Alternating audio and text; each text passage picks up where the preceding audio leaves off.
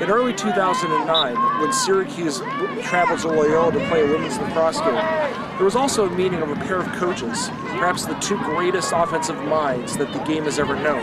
Gait and Jen Adams met right here at Diane Geppi-Aikens Field. Jen Adams and Gait came from two very different walks of life. One was an Australian student, the other one was a Canadian legend. But when they first met at the University of Maryland campus in the late 1990s, there was a magic that came together when they won 4 straight national championships for the Maryland Terrapins. But today, as head coaches at their respective schools, Loyola and Syracuse, these two legends, these two members of lacrosse's pantheon, have been teaching life lessons as well as skills to their players. And one of the players who has been learning these types of lessons is Katie Rowan, a record-setting attacker for Syracuse. As far as, passing, catching, yeah, they have, taught us some new, behind the backs, but I think the mental game I've improved on, and the whole team, staying focused, going in strong, focusing before the game, and that mental preparation.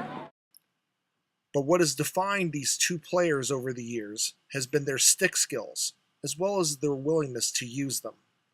Note this Syracuse passing sequence in the game against Loyola. In this sequence, 9 different players touch the ball as it goes through the midfield and into the attack zone.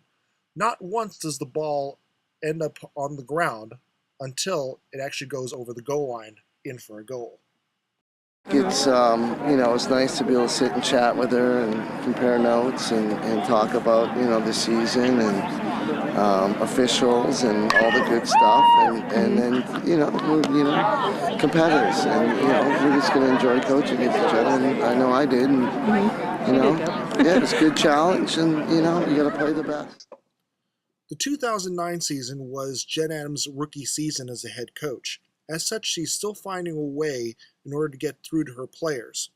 My biggest challenge is having them believe in the depth of their talent and knowing that, we're up there with these top teams and we can compete at that level. And for them, that's just a confidence thing. It's bridging the gap between really knowing and believing and being told that and believing it. And so for us, that's a constant daily battle. I think eventually, after we get a bit further into our season, we've got a young side, and they'll eventually pick it up and learn that lesson. Adams' coaching style is a reflection of her playing, sometimes deferring to her assistants to get the point across.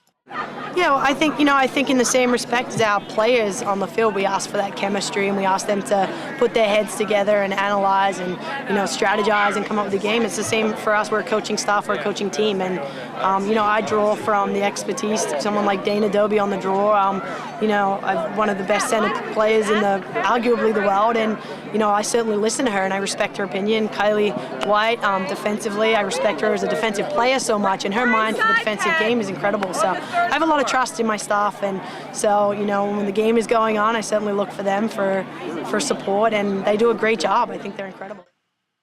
The result of the game is what you might expect, both teams in double digits and with nearly 60 shots thrown on goal during the entire game. It's the first installment of what is going to be an intense but friendly and respectable rivalry between two legends. For topofthecircle.com, this is Al Matei in Baltimore, Maryland.